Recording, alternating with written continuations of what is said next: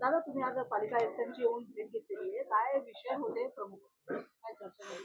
एक तर मी असेल आणि माझ्याबरोबर मुंबईचे आमच्या पक्षाचे जे सर्व पदाधिकारी जे आता या ठिकाणी उपस्थित आहेत, यांच्या सगळ्यांच्या उपस्थितीमध्ये आयुक्त साहेबांना आम्ही भेटलो. मुंबई शहरामध्ये असणाऱ्या ज्या काही अडचणी आहेत, ज्या सामान्य लोकांना आज सोसाव्या लागतात, त्या सर्व अडचणींवर खूप चांगल्या पद्धतीची चर्चा झाली. ज्याच्यामध्ये आत्ताच पाऊस होऊन गेला, तिथं असणाऱ्या अडचणी, काही ठिकाणी लँडस्लाईड झाली, तिथं काही लोकांची घरं गेली, काही जीव गेले, त्याच्याबद्दलचा विषय, आरोग्याचे मुद्दे, असे विविध विषयांवर चर्चा झाली. त्याच्याच बरोबर आता गणेश उत्सव होणार आहे. गणेश उत्सवानिमित्ताने जे काही 32 पार्किंग एरियाज आहेत, ज्या बिल्डरला बांधण्यासाठी महानगरपालिकेने सांगितल्या होत्या, पण तिथं बऱ्याच काही कार कंपनीजली, म्हणजे जुन्या गाड्याच्या कंपन्या असतील नाही तर नवीन गाड्याच्या कंपन्या असतील, त्याच्यावर अतिक्रमण केलेलं आहे.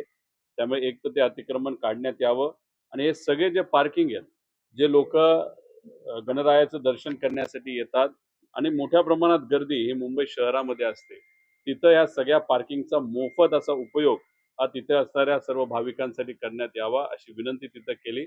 या सर्व विषयांवर आमच्या सगळ्यांची चर्चा झाली. त्याच्याच बरोबर काही असे विषय होते, कुर्लाचे, जिथं कांबळेचे विटा आहेत, कुर्लाचे मुद्दे आम्ही तिथं घेतले. पाण्याची समस्या तिथं मोठ्या प्रमाणात आहे आणि जे 2 बोगदे आहेत, जे आपण गाड्या म्हणजे रस्त्यावर हायवेला बोगदे केलेले आहेत, त्याच्यावर जे 700 लोक राहतात त्यांचं पुनर्वसन करण्याचा मुद्दा आहे. तिथले सुद्धा प्रतिनिधी इथं आले होते. कमिशनर महोदयांनी एक्सेप्ट केलेलं आहे.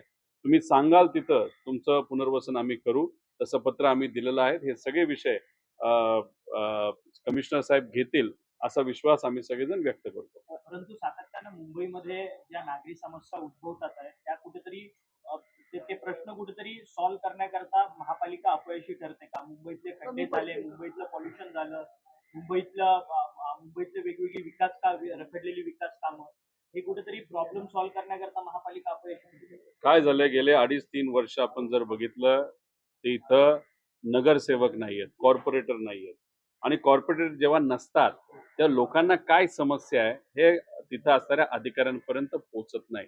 अधिकारी मनाला वाटतं तसं काम करत असतात आणि त्याच्यामुळे नागरिकांच्या समस्या सुटतीलच असं नाही. आणि ह्या सगळ्या गोष्टी असल्यामुळे गेल्या काही वर्षांमध्ये आपण जर बघितलं तर सामान्य लोकांच्या मोठ्या प्रमाणात इन्फ्रास्ट्रक्चरच्या अडचणी ह्या वाढलेल्या आहेत. जसं हॉस्पिटलमध्ये आज डॉग बाईटसाठी जे आपण रेबीजचं इंजेक्शन असतं, ते इंजेक्शन आता औषध आहे ते सरीज ते मिळत नाही.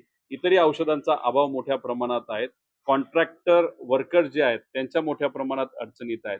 आता छोटासा विषय बघा की धारावी जे काही त्या ठिकाणी करार हा अडाणी आणि धारावीच्या लोकांबरोबर तिथं झाला, तिथं असणाऱ्या लोकांचा ठीक आहे, अनेक लोकांचा विरोध आहे, आमचंही मत आहे तिथं असणाऱ्या स्थानिकांना विश्वासात तुम्ही घ्या, पण धारावीचा करार हा अडाणी बरोबर त्या ठिकाणी झाल्यानंतर तिथं जी काय साफसफाई करावी लागते, स्वच्छता करावी लागते, प्यायच्या पाण्याचा प्रश्न असेल, स्वच्छतेचा प्रश्न असेल, इतरही काही गोष्टी असेल, त्याच्याकडे पूर्णपणे महानगरपालिकेचं दुर्लक्ष झालेलं आहे. त्यामुळे राहणारे लोक आज अडचणीत आहेत, त्याच्याकडे सुद्धा लक्ष देण्याची जरूरत आहे असं आम्ही तिथं असणाऱ्या कमिशनर साहेबांना सांगितलेलं आहे. आणि लोकांचं थोडंसं ऐकून घ्या, त्यांचं काय म्हणणं हे तुम्ही समजून घ्या. जिथं कुठं त्यांचं पुनर्वसन केलं जातं तिथं यांना इच्छा आहे का जाण्याची हे सुद्धा कुठेतरी समजून घ्या, अशी भूमिका आम्ही सर्वांनी तिथं मांडली. दादा, तुम्ही सर्वसामान्यांचे मुद्दे घेऊन अनेक नेत्यांना भेटायला पाहायला मिळाले, आज मुंबईच्या आयुक्तांना भेटायला पाहायला मिळाले, पण तुमच्या या भेटीगाठींमुळे तुमच्याच जो दुसरा पक्ष आहे म्हणजे राष्ट्रवादी अजित पवारांची, तिकडून अशी टीका होते की दादा आता सुपर बॉस झालेले आहेत, पक्षातील सगळ्यात लोकांच्या वरचढ करून पुढे जाऊन सगळे प्रश्न मुद्दे उपस्थित करतात. झालं असं की त्यांच्या पक्षामध्ये गटतट आहेत हे आता दुनियाली तिथं बघितलेलं आहे. पद देत असताना कोण कोणाचं ऐकतं आणि कोण कोणाचं ऐकत नाही हे दुनियाली तिथं बघितलेलं आहे. आता आमच्या पक्षामध्ये आमचे अध्यक्ष आज नव्याने पाठी तिथं बांधत आहेत, ताकदीने तिथं पाठी बांधत आहेत. याच्यामध्ये ते आम्हाला सांगतात की आता मुंबईचे जे सर्व पदाधिकारी आहेत त्यांना घेऊन तुम्ही इथं असणाऱ्या कमिशनरांकडे जावा. आम्ही तिथं जात असतो, आमचे जे अध्यक्ष शशिकांत शिंदे साहेब आहेत यांना आणि मला आणि आमच्या सर्वांना आज काही नेता बनायचं नाही, पण लोकांच्या अडचणी सोडवायच्या असतील, जो कुठला पदाधिकारी त्याला ताकद देण्याची भूमिका आम्ही सर्वजण घेत असतो. आणि शशिकांत शिंदे साहेब सुद्धा जो कोणी लढतोय त्याला सांगतात, तू लढ, मी तुझ्या पाठीशी आहे. अशा पद्धतीचं वातावरण, राजकीय वातावरण आमच्या पक्षामध्ये आहे. हेच कदाचित आमच्या जुन्या पक्षामध्ये जे काही नवीन पक्ष रादर बोलायचं झालं, तिथं असणाऱ्या पदाधिकाऱ्यांच्या पोटात दुखत असावं, कारण तिथं असणाऱ्या पदाधिकाऱ्यांना कुणीच विश्वासात घेत नाही, ही कदाचित त्यांची खंत दादा, असावी. गेल्या काही गेल्या दिवसांपासून आठवड्यामध्ये पाऊस पडला त्यानंतर मुंबईच्या रस्त्यावर 8,000पेक्षा जास्त खड्डे पडल्याची लोकांनी तक्रारी केल्या. खड्ड्यांच्या संदर्भात तुमचं आयुक्तांशी काही बोलणं झालं का? त्यांनी काय सांगितलं? किती कालावधीमध्ये ते भरण्याचा त्यांचा प्रयत्न असेल? नाही, पहिला मुद्दा हा रस्त्याचाच आहे. खड्डे मोठ्या प्रमाणात पडलेले आहेत. त्याच्या दुर्दैव असं, तुम्ही अटल सेतू घ्या, त्याच्याच बरोबर हे जे काही लिंकिंग रोड मोठे समुद्रातले बांधले गेलेले ते आत्ता बांधले गेलेले आहेत. त्याचं उद्घाटन सुद्धा काही महिन्यांपूर्वी झालेलं आहे. त्याच्यावरून तुम्ही गेलात तर खड्डेच खड्डे आपल्याला दिसायला येतात. 8,000 हे लोकांनी कंप्लेंट केलेले खड्डे आहेत. बऱ्याच लोकांना कंप्लेंट सुद्धा करता येत नाही. झोपडपट्टी त्या भागामध्ये राहणारे जे लोक आहेत, जसं अनुशक्ती नगरचा एक मुद्दा फहादबाईंनी तिथं मांडला. तिथं जर आपण बघितलं की तिथे काही असा भाग आहे, चित्ता एरिया जो आहे, चित्ता कॅम्प, तिथं तर रस्ते हे फार खड्डे, तर 3 लहान मुलींचा मृत्यू तिथं झाला त्या खड्ड्यात पडून.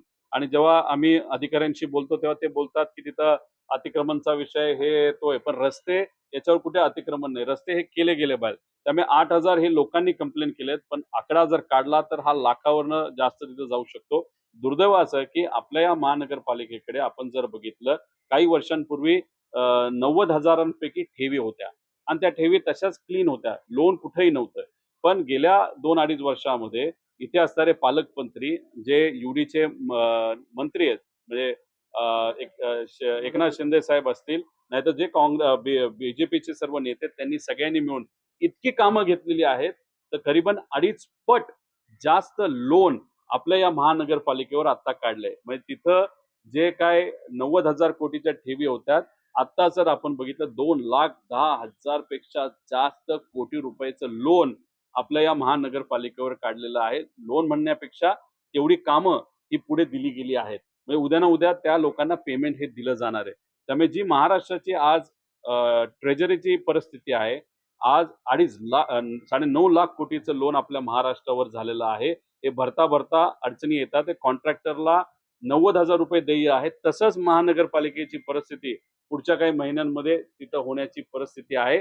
जी काय एफडी आहे ती संपेल आणि ते संपून सुद्धा जी आवक आहे, जे येणारा पैसा आहे, तो पुरेसा नाही येणाऱ्या कॉन्ट्रॅक्टरला पे करण्यासाठी. त्यामुळे याच्यात जे काही नेत्यांनी सांगितल्यामुळे जो भ्रष्टाचार झालेला आहे, त्याच्याकडे सुद्धा येत्या काळामध्ये लक्ष देण्याची खरं तर जरूरत आहे. रस्त्याचाच मुद्दा आहे. एकीकडे भाजपचे सर्वच नेते मंत्री जे आहेत ते रेल्वे मुंबई ते कोकणासाठी गणेशोत्सवासाठी सोडतात आहेत. पण अद्याप मुंबई गोवा महामार्गाचं काम झालेलं नाही. आज स्वतः मुख्यमंत्री हिरवा कंदील दाखवणारे कोकणात जाणाऱ्या रेल्वेसाठी विशेष रेल्वे सेवा दिली जाते. तर बघा, तुम्ही रेल्वे सेवा द्या, चांगली गोष्ट आहे. बस सेवा द्या, चांगली गोष्ट आहे. पण जो रस्ता खऱ्या अर्थाने आतापर्यंत व्हायला पाहिजे होता, तुम्ही इलेक्शनच्या काळामध्ये टार्गेट ठेवलं होतं की पुढच्या गणेश उत्सवाच्या आधी हा जो काही गोवा मार्ग आहे तो पूर्णपणे आम्ही त्या ठिकाणी पूर्ण करू. लोकांना स्वतःच्या गाडीली बसली जाताना कुठे पोटातलं पाणी सुद्धा हलणार नाही. आहे का तशी आजची परिस्थिती? ठीक आहे, तुम्ही हिरवा कंदील देत आहात, पण ती रेल्वे फार पूर्वी बांधली गेली आहे. इथं फक्त तुम्ही एखादी सेवा देत आहात, सरकारच्या तिजोरीतून पैसे देत आहात, त्यामुळे तुम्ही हिरवा कंदील नाही तर झेंडा तिथं देत असला तरी ज्या खऱ्या अडचणी लोकांच्या सुटायला पाहिजे त्याकडे मात्र तुम्ही सर्वजण दुर्लक्ष करत आहात. तुम्ही कोकण या भागामध्ये असणाऱ्या लोकांना ये जा करण्यासाठी सुविधा देत असला तरी हे कोकणातले लोक जेव्हा मुंबईत येतात, मुंबईत जेव्हा ते राहतात, मुंबईत राहत असताना रस्त्यापासून पिण्याच्या पाण्यापर्यंत फार गटरपर्यंत ज्या काही सगळ्या अडचणी आहेत त्या कधी तुम्ही सोडणार आहात, अशी मागणी, असा प्रश्न आम्ही सर्वजण इथं करत आहोत. आता मुंबईच्या ठेवीवरतीच प्रश्न आहे. खरं तर मुंबई महानगरपालिकेची जी राखीव ठेवी होती त्याच्यातून खरं तर कर्मचाऱ्यांचे पगार देखील काढले जात होते. परंतु आता ती ठेवीच आता हळूहळू नष्ट होत चाललेली आहे.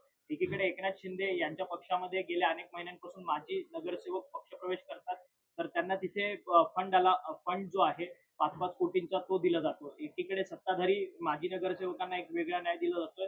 विरोधक जे माजी नगरसेवक आहेत त्यांना मात्र एक वेगळा न्याय. तर बघा, खिरापत वाटल्यासारखे निधी तिथं वाटला जातो. एक तुम्ही समजून घ्या, जेव्हा मी म्हणतो की 90,000 कोटीच्या ठेवी होत्या, याच्यावर कोणाचा अधिकार होता? मुंबईकरांचा होता, मुंबई महानगरपालिकेचा होता. याच्यातून जो कुठला इन्कम येत होता, जी काय आवक असायची पैशाची दरवर्षीची टॅक्सच्या माध्यमातून, त्यातून जो काय रेग्युलर खर्च आहे तो तिथं वापरला जात होता आणि कुठं काय कमी पडलं तर मग ठेवी ह्या मोडल्या जात होत्या. पण आजची परिस्थिती अशी आहे की गेल्या 2.5 वर्षामध्ये घाई गडबडीने आता जे काही नवीन नेते आहेत, खास करून एकनाथ शिंदे साहेबांच्या पक्षाचे नेते आणि काही भाजपचे नेते यांनी काय केलंय, तर महानगरपालिकेच्या ज्या ठेवी आहेत त्याच्यावर 2.5 पट जास्त किमतीची कामं म्हणजे 2,20,000 कोटीची कामं हे देऊन मोकळे झालेले आहेत. आता त्या कॉन्ट्रॅक्टरकडनं यांनी पैसा किती खाल्लेला आहे, कमिशन किती घेतलेलं आहे, हे आपल्याला आता तरी सांगता येणार नाही. पण तुम्ही जर बघितलं तर आदित्य ठाकरेंनी हा मुद्दा घेतला होता. काही असे 10-15 हजार कोटी रुपयाची कामं अशीच काही लोकांना दिली होती. त्यात कुठेही टेंडर झालं नव्हतं. त्याच्याचबरोबर जर युटिलिटी कॉरिडॉर आहे, 1000 कोटीचा युटिलिटी कॉरिडॉर बांधलेला आहे. हा युटिलिटी कशाला असते?